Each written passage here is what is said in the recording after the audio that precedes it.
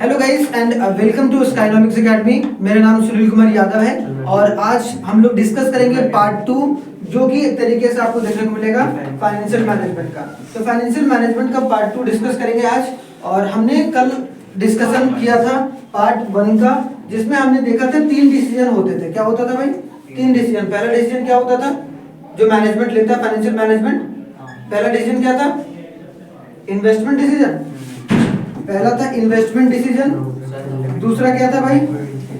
दूसरा कौन सा डिसीजन था? डिसीजन क्या था? कैसे? डिविडेंड वाला। डिविडेंड। सेकंड क्या था जो मैंने पढ़ाया था? तीसरा तो डिविडेंड आज पढ़ाऊंगा। अच्छा। तीसरा फाइनेंसिंग डिसीजन। काहे घूमते हो भाई? Financing decision. और लास्टली क्या था? Dividend decision. हम लोग डिविडेंड डिसीजन को एक तरीके से देखेंगे। हमने इन्वेस्टमेंट देख लिया था कि कहां से आप इन्वेस्टमेंट कितना फिक्स एसेट में करोगे, कितना आप एक तरीके से कौन से करंट एसेट में करोगे, जिसको हमने कैपिटल भी बोला था, है ना? ये भी इंपॉर्टेंट है। उसके बाद फाइनेंस की कहां से आप सोर्स लाओगे, बोरोड फंड कितना ला रहे हो, ओनर्स फंड कितना ला रहे हो, वो सब चीज हमने देखा था फाइनेंसिंग में। आज जो हमारा फोकस रहेगा डिविडेंड के ऊपर कि जो प्रॉफिट होता है वो किस तरीके से बांटने का जो काम है वो एक बिजनेस करता है या फिर करना चाहिए। तो डिविडेंड डिसीजन का सिंपल सा मतलब क्या हो गया? अगर जनरल से टर्म में अगर बोला जाए तो what do you mean by dividend decision?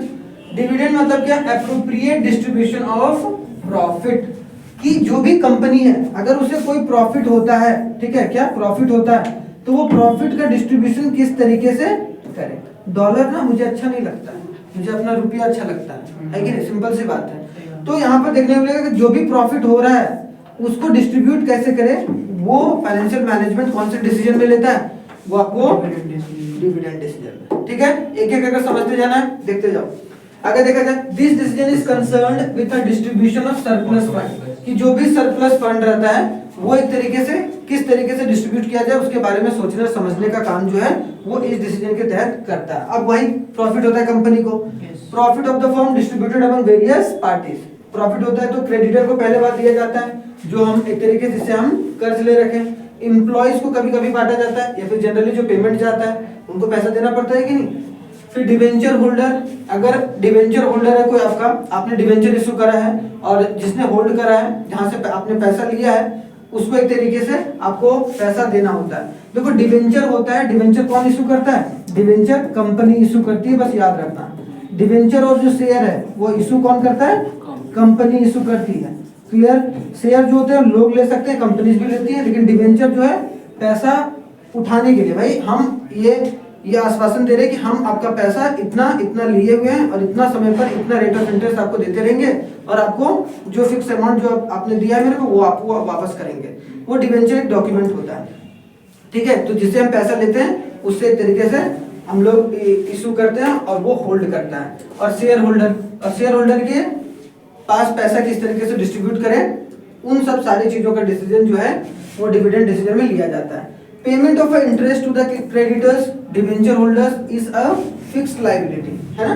क्योंकि ये तो देना ही देना है आपका। मान लो आपने कर्ज लिया, अब कर्ज आप दो तरीके से लेते हो, या तो आप एक तरीके से क्रेडिटर से लिए हो या तो आप डिवेंचर होल्डर से लिए हो। जो आपने डिवेंचर इशू करा है डॉक्यूमेंट, जिसके बदले जो है कंपनी आपको पैसा दी है, उसको आप तो एक फिक्स पैसा दोगे कि नहीं दोगे। तो इसीलिए हम उसको क्या बोलेंगे? फिक्स लायबिलिटी है, एसेट नहीं है, लायबिलिटी, क्योंकि हमें देना है, ये तो देना ही देना है। दूसरा अगर देखा जाए surplus profit is either distributed to the equity share holder, equity share holder को देना होता है। अगर कंपनी प्रॉफिटेबल है तो इक्विटी शेयर होल्डर को मिलेगा, अगर लॉस में है तो वो नहीं मिलेगा उसको। सिंपल सी बात है। तो in the form of dividend और kept aside in the form of retained earning, या फिर वो अपना रिटेन अर्निंग के जैसा रख लेगा, भाई कि ये हमारा पैसा जो डिस्ट्रीब्यूशन करना वो कर देगा, बाकी अपना पैसा अपने पास रखेगा। ठीक है। तो under the dividend decision the finance manager, जो फाइनेंशियल मैनेजमेंट को देख रहा होता है, finance manager decide how much to be distributed in the form of dividend and how much to keep aside. उसमें ये डिसाइड करना होता है कि कितना पैसा हमें शेयर होल्डर को देना है भाई, ठीक है, और कितना जो है हमें अपने पास रखना है, रिटेन करके रखना है। वो कौन डिसाइड करता है? Financial manager. ठीक है, समझ में आया? बस इतनी चीजें जो समझकर हमें चलना है। आई होप सो यहाँ तक समझ में आ गया होगा। अब आगे भाई थोड़ा सा देखते हैं देखो कौन कौन सा फैक्टर्स है जो अफेक्ट कर सकता है जब कोई डिसीजन लिया जा रहा हो। कौन सा डिसीजन? फाइनेंसिंग डिसीजन जब लिया जा रहा हो। कौन कौन सा फैक्टर है? अर्निंग पर फोकस होता है। अर्निंग अगर आपका ज्यादा है तो आप उस हिसाब से डिविडेंड डिसीजन लेंगे, अगर अर्निंग आपका कम है तो एक तरीके से आप डिसीजन उस तरीके से लेंगे। स्टेबिलिटी ऑफ अर्निंग बहुत जरूरी है भाई। अगर आपका अर्निंग स्टेबल है तब आप डिविडेंड बहुत अच्छे तरीके से बांट सकते हैं। कैश फ्लो पोजीशन कैसा होना चाहिए? ग्रोथ अपॉर्चुनिटी वहां पर देखने को मिलेगा। क्या कैश फ्लो पोजीशन के साथ साथ ग्रोथ अपॉर्चुनिटी, इसको अलग अलग भी पढ़ सकते हो, कोई दिक्कत नहीं है, ठीक है। फिर तीसरा अगर देखा जाए स्टेबिलिटी ऑफ डिविडेंड में स्टेबिलिटी चाहिए भाई आपको। फिर आपको टैक्सेशन पॉलिसी देखना होता है, उसके हिसाब से भी कि कितना पैसा हम सरकार को देना है भाई, कितना बच रहा है, किस तरीके से डिस्ट्रीब्यूट करें कि नहीं करें। उसके बाद लीगल रेस्ट्रिक्शन की कोई लीगल रेस्ट्रिक्शन तो नहीं है, कोई फाइन वगैरह तो नहीं लगा हुआ है, ठीक है, या फिर कोई जो कानून का दावपेच तो नहीं है, उनको भी देखा जाता है। फिर उसके बाद स्टॉक मार्केट रिएक्शन भी हम लोग देखकर चलते हैं जब हमें क्या लेना होता है? फाइनेंसिंग डिसीजन लेना होता है, ठीक है।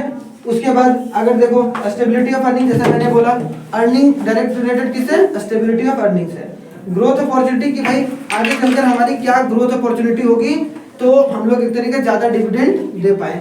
उसके बाद शेयर होल्डर को कितना प्रेफरेंस देना है कि नहीं देना है, ठीक है, क्योंकि अगर आप शेयर होल्डर से पैसा एक तरीके से ले रहे हैं तो उनको अगर रेगुलर प्रॉफिट नहीं दोगे तो वह आपके शेयर को क्या करेगा? बेच देगा या निकाल देगा, ठीक है, और एक तरीके से आपका शेयर का भाव गिर सकता है। Access of capital market consideration, capital market किस तरीके से? कैपिटल मार्केट मतलब स्टॉक मार्केट वगैरह, ठीक है, सेबी का क्या रूल्स एंड रेगुलेशन है, उन सब सारी चीजों को देखकर चलते हैं। और एक देखेंगे कॉन्ट्रैक्ट कि भाई हमने कॉन्ट्रैक्ट वगैरह क्या साइन करके रखे हैं, कितना वहां पर देना है, किस तरीके से क्या है, उन सब सारी चीजों को देखा जाता है फाइनेंशियल या फाइनेंस मैनेजर के थ्रू, ताकि वो अपनी डिविडेंड डिसीजन को सही तरीके से ले सके।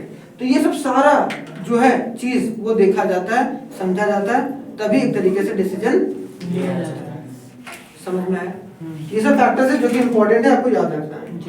आगे अगर देखा जाए तो फाइनेंशियल डिसीजन हमने कितना पढ़ा भाई? फाइनेंशियल डिसीजन कितना होता है? इन्वेस्टमेंट डिसीजन, रिवाइज करते हैं 2 मिनट। फाइनेंसिंग डिसीजन और क्या होता है? Dividend decision. हमने क्या जाना भाई? फाइनेंशियल डिसीजन होता है 3 तरीके का, पहला इन्वेस्टमेंट डिसीजन, दूसरा फाइनेंसिंग डिसीजन और तीसरा डिविडेंड डिसीजन। जितना भी हमने पढ़ा उसको समराइज कर रहे हैं, ठीक है। उसके बाद फिर आगे वाला फाइनेंशियल प्लानिंग स्टार्ट करेंगे। ये हमने क्या पढ़ा? अभी फाइनेंशियल मैनेजमेंट पढ़ रहे हैं, इसके बाद क्या होगा? फाइनेंशियल प्लानिंग पढ़ेंगे। इसी चैप्टर में दूसरा टॉपिक है। इन्वेस्टमेंट डिसीजन में क्या करते हैं? कैपिटल बजटिंग डिसीजन भी बोलते हैं, और इसमें हम ये डिसाइड करते हैं कि कहाँ हमें इन्वेस्ट करना है। फिक्स कैपिटल, फिक्स कैपिटल में दोनों आता है भाई, क्या क्या? करेंट एसेट और करंट एसेट आता है और फिक्स्ड एसेट आता है, बस ये याद करना, करंट एसेट और फिक्स्ड एसेट। ये डिसाइड करती है कौन से डिसीजन के तहत? इन्वेस्टमेंट डिसीजन, ये हमने पढ़ा। फाइनेंशियल डिसीजन में हमने ये पढ़ा कि हमें जो सोर्स है, क्या हमें रिटेन्ड अर्निंग एक तरीके से रिटेन्ड अर्निंग को लगाना है, रिटेन्ड अर्निंग को, या फिर हमें एक तरीके से बोरो करना है, लोन लेना है। ये सब सारे डिसीजन भी हम लोग कहाँ लेकर चलते हैं? फाइनेंसिंग डिसीजन के तहत, ठीक है। तो याद रखना, जो कि इंपॉर्टेंट है, समझ कर चलना है। तो जो तीसरा है वो क्या है आपका? Dividend decision. डिविडेंड डिसीजन में क्या है कि जो भी कंपनी को प्रॉफिट हो रहा है, प्रॉफिट वो किस तरीके से अलग अलग लोगों में बांटे, जैसे कि आपको एम्प्लॉइज में कैसे बांट करें, शेयर होल्डर को कैसे दे, क्रेडिटर जिससे कर्जा ले रखा है उससे, या फिर डिवेंचर होल्डर को कितना पैसा दे, ठीक है। तो ये आपका पूरा एक तरीके से बोला जाए सम अप, अगर पूरा अभी तक जितना हमने पढ़ा, ठीक है। थोड़ा सा और इसको देखते हैं कि सम अप में क्या है भाई। इसको देखो, जैसा कि मैंने बताया, ये टॉपिक जरूर याद रखना, मतलब इस तरीके से पॉइंट याद। इन्वेस्टमेंट डिसीजन इसलिए लेते हैं ताकि हम नए ब्रांच को खोल सकें। फिक्स्ड एसेट जो है प्लांट, जैसे कि मशीनरी, ऑफिस बिल्डिंग, किस तरीके से कहाँ इन्वेस्ट करना है भाई। दूसरा financing decision and capital structure में हम क्या ध्यान देते हैं कि हमारा सोर्स क्या होगा कैपिटल उठाने का भाई, कहाँ से हम पैसा लाएंगे। इशू ऑफ शेयर्स, हमें शेयर्स इशू करना है या हमें डिवेंचर इशू करना है। मैंने क्या बताया यहाँ पर, आपको याद रखना है, शेयर्स को जो इशू किया जाता है उसको कौन खरीदता है? पीपल्स, जो कॉमन पीपल्स होते हैं उनको जनरली। लेकिन डिवेंचर जो है वो कंपनी को इशू किया जाता है। डिवेंचर कौन इशू करता है? Debenture is issued by a company to raise money, ठीक है, टू रेज मनी, याद रखना। पैसे को एक तरीके से उठाने के लिए डिवेंचर कौन है? हैं? खरीदते कौन है? कोई बैंक भी है, बड़े बड़े कंपनीज होती हैं, दूसरी कंपनीज भी हो सकती हैं, फाइनेंशियल इंस्टीट्यूशन। 1 लाख करोड़ तुम दोगे, छापा नहीं मार देंगे हैं? तो डिवेंचर ऐसा थोड़ा ना कि 1000-2000 का डिवेंचर इशू वही है ना, शेयर्स तो 1-2 रुपए ही में होते हैं। हाँ, वो तो 1-2 में होता है, इसीलिए उसको बड़े अमाउंट में अगर पैसा चाहिए और शेयर मतलब शेयर्स को नहीं बेचना है तो वो डिवेंचर एक तरीके से इशू करता है। ठीक है, याद रखना। Change in the ratio of debt equity की, भाई डेट कर्जा कितना लेना है, इक्विटी का कितना डाइल्यूशन करना है, उसके बारे में डिसीजन कहाँ लेता है, फाइनेंसिंग में। और डिविडेंड में एलोकेशन ऑफ फंड किस तरीके से करे भाई, और डिस्ट्रीब्यूशन ऑफ रेसिडुअल या फिर लेफ्ट ओवर जो प्रॉफिट के बाद जो पैसा बचा किस तरीके से हम अलग अलग पार्टीज में सरप्लस सरप्लस सिंपल सी बात है, सरप्लस अमाउंट किस तरीके से बांटे। तो आई होप सो यहाँ तक कंप्लीट हो, है ना। तीनों डिसीजन समझ में आ गया, तीनों से एक ना एक डिसीजन हर वक्त या फिर हर एग्जाम में पूछा जाता है, चाहे कोई सा भी पूछ ले। ठीक है, कौन सा पूछेगा उसको भी मैं बताऊंगा, लेकिन जब एग्जाम के नजदीक हो, अभी बताऊंगा तो तुम भूल जाओ। है आगे देखो, अब हमें क्या स्टार्ट करना है, फाइनेंशियल प्लानिंग। तो फाइनेंशियल मैनेजमेंट क्या करता है भाई, फाइनेंशियल प्लानिंग करके चलता है। अब फाइनेंशियल प्लानिंग में 2 चीज देखता है वो, कि भाई ऑब्जेक्टिव क्या होना चाहिए, व्हाट आर द ऑब्जेक्टिव हम लोग पढ़ेंगे, और व्हाट आर द इंपॉर्टेंस, दोनों इंपॉर्टेंट है। मतलब अगर बोला जाए जब कोई फाइनेंशियल प्लानिंग करता है फाइनेंशियल मैनेजमेंट के तहत, तो प्लान का सिंपल सा मतलब है कि वो भाई आखिरकार जो फाइनेंस है उसको खर्च किस तरीके से करे ताकि उसको ज्यादा से ज्यादा प्रॉफिट हो। सिंपल सी बात है कि नहीं। हमने वहां देखा था कि अगर पैसा होता है तो पैसा से वो सर्वाइवल तक जाता है भाई, सर्वाइवल या फिर ग्रोथ को देखता है। अगर बिजनेस फाइनेंस नहीं होगा तो सर्वाइवल और ग्रोथ करना बहुत मुश्किल है बिजनेस के लिए। यहाँ पर हम लोग डिसाइड ये करेंगे किस तरीके से प्लान को एग्जीक्यूट करना चाहिए और क्या ऑब्जेक्टिव रहना चाहिए, क्या गोल होना चाहिए, और इतना इंपॉर्टेंट क्यों है प्लानिंग। वो कौन सा प्लानिंग, फाइनेंशियल प्लानिंग। सबसे पहले हम लोग समझते हैं कि what do you mean by financial planning. Financial planning का मतलब क्या होता है। फाइनेंशियल प्लानिंग का मतलब जैसे आप प्लान करते हो भाई कि भाई हमें अपने बोर्ड के एग्जाम के लिए इस तरीके से पढ़ना है ताकि हम मैक्सिमम रिजल्ट ला पाए। सेम उसी तरीके से कंपनी भी जो है वो क्या करती है, प्लान करती है। क्या करती है, फाइनेंशियल प्लानिंग एक प्रोसेस है of estimating the fund requirement of the business and specify the source fund. कि भाई वो ये डिसाइड करती है फाइनेंशियल प्लानिंग के तहत कि हमें एस्टिमेट करती है कि भाई कितना पैसा चाहिए और कौन से सोर्स से हमें लेना सही होगा या नहीं होगा। सिंपल सी बात है। अगर शॉर्ट में देखा जाए तो फाइनेंशियल प्लानिंग जो है उसमें शॉर्ट टर्म और लॉन्ग टर्म प्लानिंग दोनों लेकर चला जाता है। ऐसा नहीं कि शॉर्ट टर्म हम फाइनेंशियल प्लान लेकर चले लेकिन लॉन्ग टर्म प्लानिंग नहीं। बोलते हैं कि अपनी लाइफ के अगर लाइफ का प्लान करना है, आपको फाइनेंशियल फ्रीडम होना है, तो आपको शॉर्ट टर्म के लिए भी एक तरीके से फाइनेंशियल प्लानिंग करनी होगी और लॉन्ग टर्म के लिए फाइनेंशियल प्लानिंग। क्योंकि लंबे समय तक इसलिए लोग इंश्योरेंस कराते हैं, बहुत सारी चीजें कराते हैं ताकि वो लॉन्ग टर्म एक तरीके से फंड उनके पास जमा रहे। एसआईपी करते हैं, म्यूचुअल फंड करते हैं, वो लॉन्ग टर्म है। और जो पैसा उन्होंने बैंक में रखा हुआ है कि अचानक से किसी का तबियत खराब हो गया, कुछ भी हो गया, तो वहां से पैसा निकाल पाए, वो शॉर्ट टर्म के लिए रहता है। हाँ या ना, समझ में आया। ठीक है, ये भी इंपॉर्टेंट है। Long term planning focus on the capital expenditure, capex के ऊपर फोकस करता है। कैपेक्स का मतलब कि भाई बड़े बड़े प्लांट पर किस तरीके से पैसा को लगाया जाए ताकि हमारा इन्वेस्टमेंट बढ़ने के साथ साथ हमारी प्रॉफिटेबिलिटी भी लॉन्गर पीरियड ऑफ टाइम के लिए बढ़े। Programme short term planning covers a short term plans called a budget. जैसे बजट है, बजट बनाती है ना हर एक कंपनी। अब जो बजट बनाती है वो हर साल बनाती है, लेकिन हर साल कैपिटल एक्सपेंडिचर नहीं कर सकती है ना। कि हर साल 1000 मशीन खरीद रही है, 500 मशीन मतलब खरीद रही है, वो तो एक ही बार खरीदती है भाई। फिर अब 10-15 साल 20 साल बाद जब पुरानी हो जाएगी तब उसको रिप्लेस करा दिया जाएगा या फिर उसको ठीक कराया जाता है। एक्सपैंड कर रहे तो या फिर एक्सपैंड कर रहे हैं आप अपने बिजनेस को या प्लांट को, एक प्लांट था आप 2 प्लांट लगा रहे हैं, तब एक तरीके से आप कर सकते हैं। आई होप तो यहाँ तक ठीक है, कोई दिक्कत नहीं, ठीक है। आगे अगर देखा जाए फीचर्स क्या, गुण। फीचर्स का मतलब गुण। अब फीचर्स बहुत इंपॉर्टेंट है, जो कि आप पढ़ो 1 मिनट। फीचर्स, गुण क्या है भाई, पहला पढ़ना तो क्या है।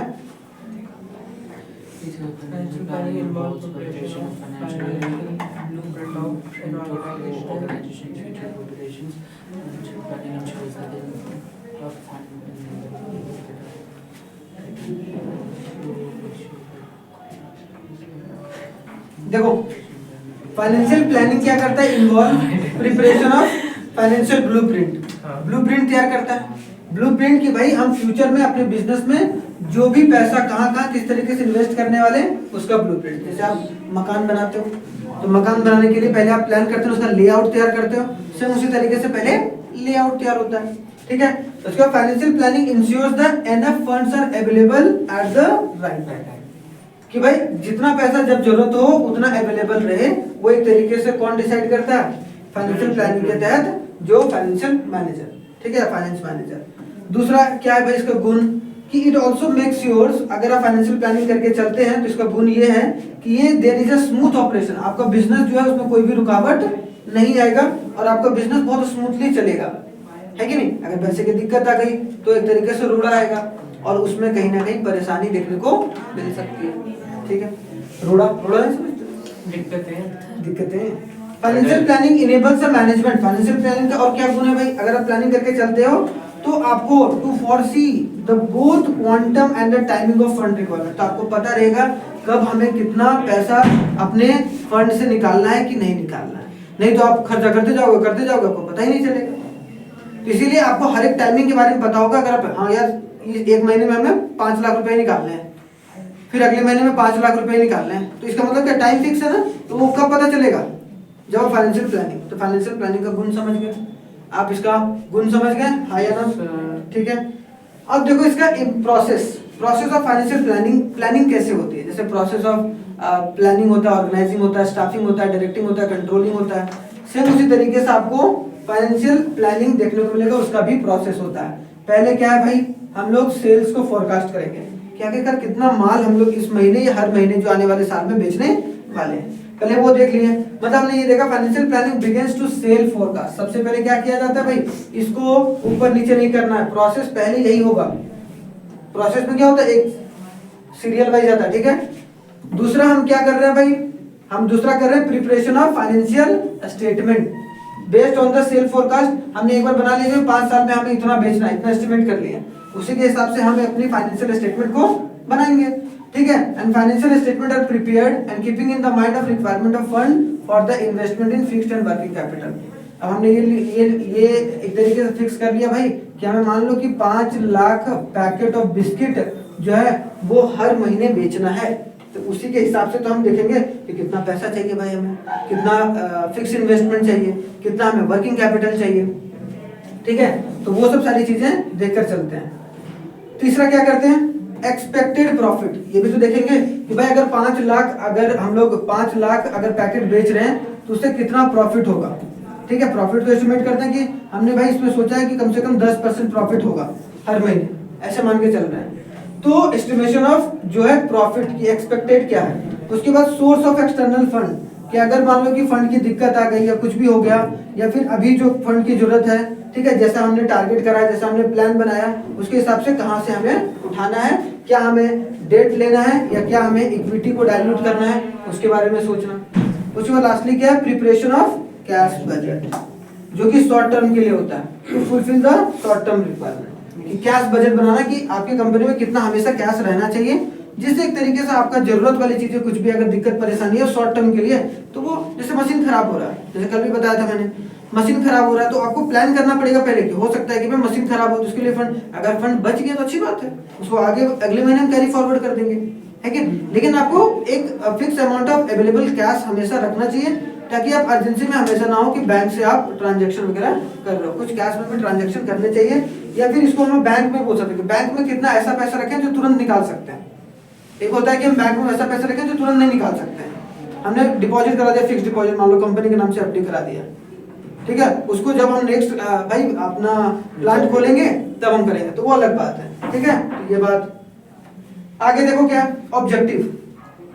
ऑब्जेक्टिव क्या है, ऑब्जेक्टिव का मतलब क्या, उद्देश्य। आखिरकार प्लानिंग बनाने के पीछे वजह क्या होती है, वजह क्या होता है भाई, सिंपल सी बात है, वजह क्या होगा, 2 ऑब्जेक्टिव होता है, जो दोनों ऑब्जेक्टिव आपको याद रखना है। अब अगर आ गया भाई स्टेटमेंट हमारे पास, अब बोलेगा which of the following objective of finance इसका कौन financial planning is described in the above case.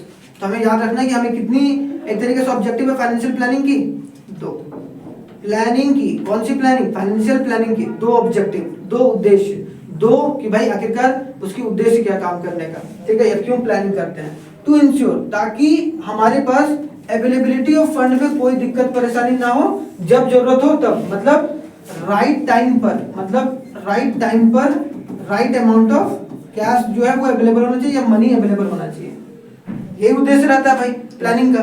अगर आप पूरा प्लानिंग कर लिए, आपके पास जब पैसे की जरूरत है तभी नहीं है, तो प्लानिंग का क्या करोगे? तो आपने सही तरीके से प्लान नहीं करा। तो आपको हर एक समय पर प्लान करके चलना है ताकि आपको कोई भी दिक्कत परेशानी ना हो, ठीक है।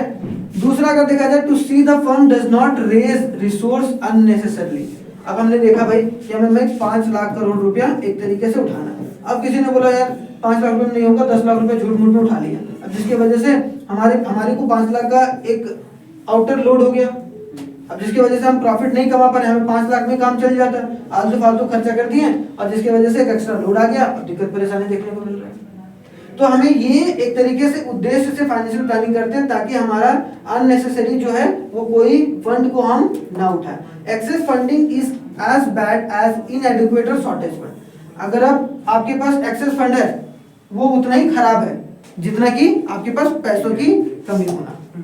ज्यादा पैसा भी होना ठीक नहीं, कम खाओ तब भी दिक्कत है, ज्यादा खाओ तब भी दिक्कत है, दिक्कत दोनों में। इसलिए you should take a balance diet. तो कंपनी के लिए भी यही लागू होता है कि उसकी ऑब्जेक्टिव ये होनी चाहिए, ना तो आप ज्यादा पैसा एक तरीके से उठाओ, ना ही आपके पास पैसे की कमी होनी चाहिए। दोनों में कंपनी के मैनेजमेंट को प्रॉब्लम होगी, सिंपल सी बात है, ठीक है, तो याद रखना। आगे आ जाओ भाई, इंपॉर्टेंस। ये है सब इंपॉर्टेंस जो कि आप देख सकते हैं।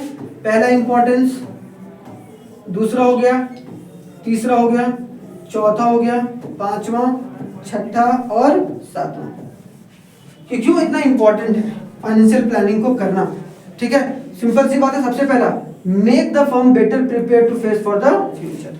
मान लो कोविड-19 के सिचुएशन के समय में कोई कंपनी जिसने अपने कैश फ्लो को मेंटेन नहीं करा होगा या क्या एक पर्टिकुलर एक अमाउंट ऑफ कैश नहीं रखा होगा, तो वो अपनी कंपनी को डिजिटलाइज कर पाया होगा? नहीं होगा, चांस ही नहीं। इसीलिए बहुत सारे एजुकेशनल इंस्टीट्यूट जो ऑफलाइन सेंटर रन करते थे वो अपने बच्चों को ऑनलाइन में कन्वर्ट नहीं कर पाए थे। क्योंकि उनके पास पैसा ही नहीं था, उन्होंने फंड बचाया ही नहीं, जिसकी वजह से उन्होंने ऑनलाइन नहीं गए, डिजिटल बोर्ड नहीं ले पाए क्योंकि महंगा है भाई।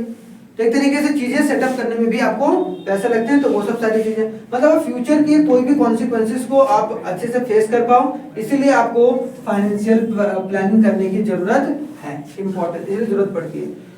यूटिलाइजेशन ऑफ फंड, तो हमारा भाई फाइनेंस का या फिर जो पैसा है या मनी का यूटिलाइजेशन सही तरीके से हो, इसीलिए हमें क्या करनी चाहिए? Financial planning.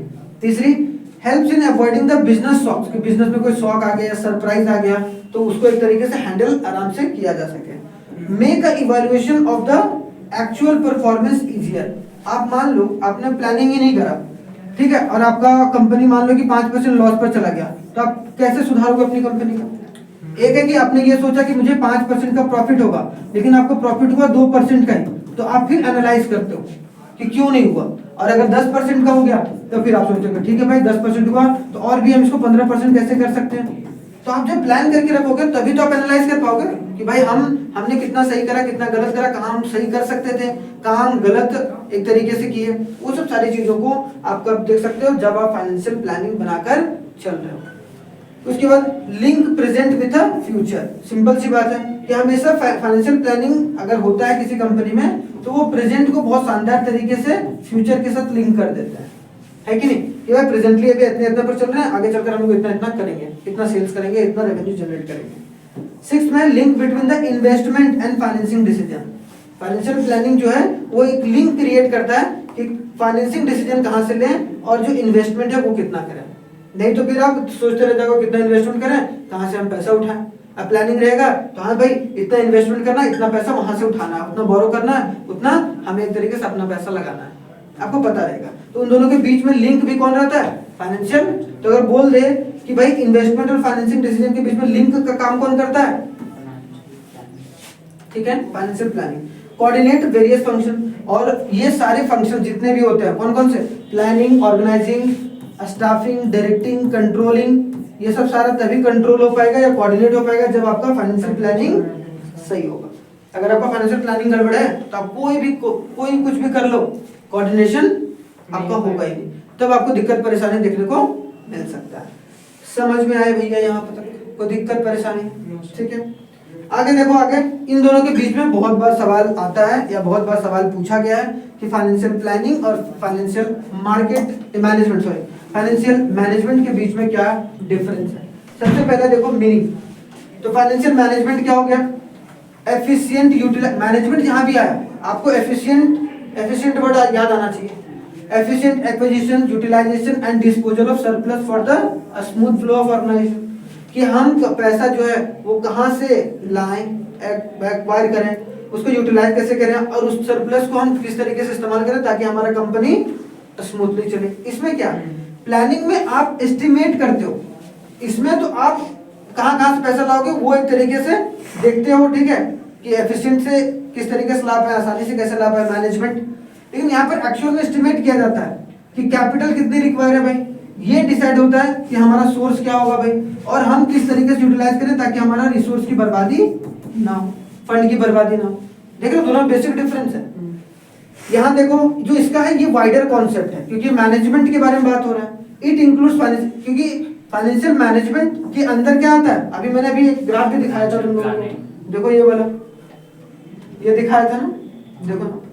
फाइनेंशियल प्लानिंग मैंने क्या बोला था, फाइनेंशियल मैनेजमेंट के अंदर आता है फाइनेंशियल प्लानिंग।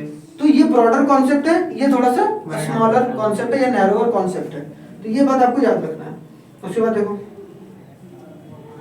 तो यहाँ का it is a wider concept और ये एक नैरोअर कॉन्सेप्ट। क्यों? क्योंकि it is the one of the segment of financial management का पार्ट है वो। क्लियर? क्योंकि ये सारा काम देख रहा है, वो तो एक पार्ट देख रहा है ना फाइनेंस का, ठीक है। ऑब्जेक्टिव क्या, उद्देश्य क्या होता है, to manage all the activities related to finance, और ये सिर्फ प्लानिंग करेगा। ये क्या, इसका ऑब्जेक्टिव ये रहेगा कि अवेलेबिलिटी ऑफ फंड जो है वो सही तरीके से हो, ताकि कोई भी to see that a fund does not raise the fund, ताकि वो कोई गलत तरीके से फंड को रेज ना करे जिसके वजह से कंपनी पर ओवरलोड फंड का आ जाए। तो एक तरीके से दिक्कत परेशानी आपको देखने को मिल सकता है। कल जो होगा वो इसका लास्ट पार्ट होगा जिसमें हम लोग कैपिटल स्ट्रक्चर के बारे में पढ़ेंगे और जो चीजें जो थोड़ी बहुत बची हुई हैं उनको देखेंगे, ठीक है।